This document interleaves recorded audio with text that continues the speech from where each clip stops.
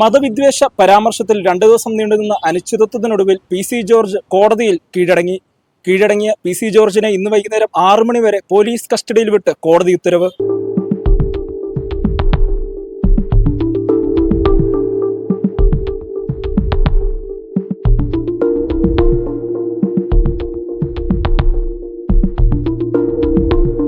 മതവിദ്വേഷ പരാമർശത്തിൽ ബി.ജെ.പി. നേതാവും പൂഞ്ഞാർ മുൻ എം.എൽ.എയുമായ പി.സി. ജോർജ് കോടതിയിൽ കീഴടങ്ങി.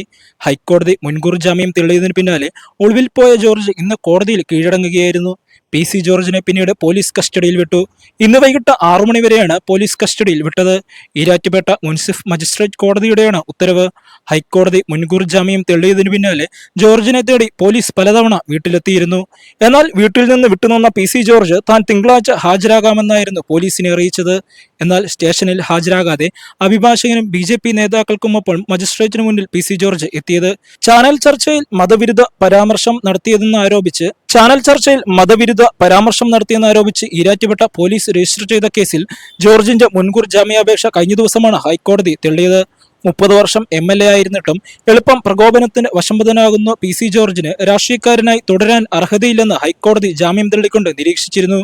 മതവിദ്വേഷ പരാമർശം ആവർത്തിക്കരുതെന്ന കർശന ഉപാധിയോടെയാണ് സമാധാന സ്വഭാവമുള്ള മുൻ കേസുകളിൽ ജാമ്യം അനുവദിച്ചതെന്നും അത് ലംഘിച്ചതടക്കം കണക്കിലെടുത്താണ് മുൻകൂർ ജാമ്യം നിഷേധിച്ചതെന്നും കോടതി വ്യക്തമാക്കി.